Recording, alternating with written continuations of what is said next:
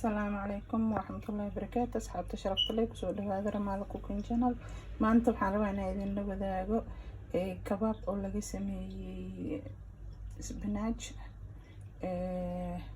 onion, waxaan kaloo ku darayaa basbaas gaduud aan soo jarjaray, maraq digaag, paprika shiidan iyo filfil cadaan ah meesha ku jiro. inta waxaa ku jira 2 xabo ukun.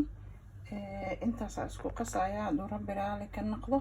waxaa kaloo ku darayaa koobkaas bur ayaan ku darayaa, waa isku qasayaa dabadeedna waa dubaynaa insha Allah. la socod wanaagsan. ukuntii waa ku jibiyay, haatan waxaan ku darayaa xabaajiyadii sa wada jeedaan. bismillah.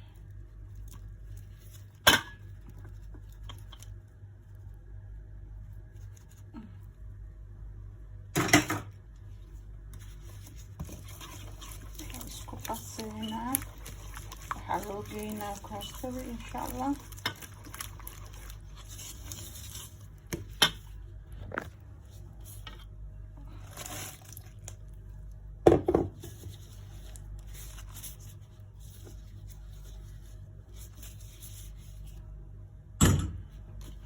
دكينينا وعينو ديار سليد وان كشوي وكل يحي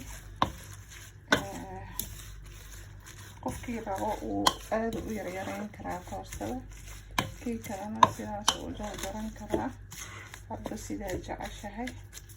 burkaa ku dareynaa dan wax yar oo biyo ah insha Allah soo ku qabto ayaan u geynaynaa. waa isku soo qasay saas oo ku soo baxay. biyo ma aan u baahanin, ma aan ku darin waayo burkay igu filnaaday. ukunti iyo burki iyo qudaarta unway wax kale hadda ma ku darin insha Allah. haddana saliida ku ridanaynaa. saliidan waa in kulushahay waa inaan ku ridaa un la socod wacan insha Allah. bismillah.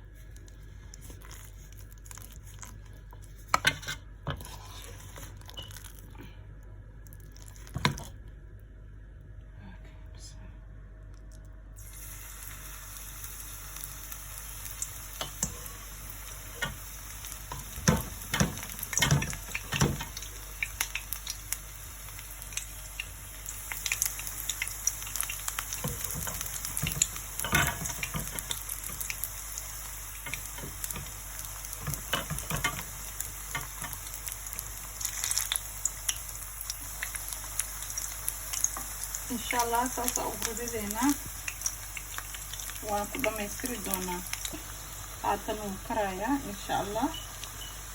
يعني كان إن شاء الله بدنا واحد بحنينا بسقط وناكسن عسري وناكسن ما شاء الله تبارك الله. صحن كيني سيدان وكسر بحي ووجدان vegetarian كباب وي كوستا laga sameeyay aad u macaan. waa ka dhaxdiisina waa aragtaan waan kala jibiyay sidaas oo ku soo baxay. waa bahal aad u macaan insha Allah waa ka heli doontaan idinkana. waxaa halkaa inoo ku jiro soosaskii ketchup, maxaa la dhahayaa mayonnaise, peri mayonnaise halka ku jiro. waa kuwan haddaa rabtidna basbaas caadi ah ku sii cuni kartaa, laakiin ani hadda ilmaha u sameeyay insha Allah. inkastoo basbaas waliba aan ku jarjaray halkan uu ku jiro basbaas gaduud oo ku jiro halkan, marka ha u daymo la'aanina insha Allah.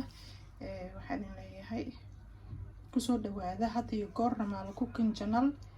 like, subscribe and share kan insha Allah igu dadaala. waxaan idin leeyahay assalaamu calaykum waraxmatullaahi wabarakaatuh.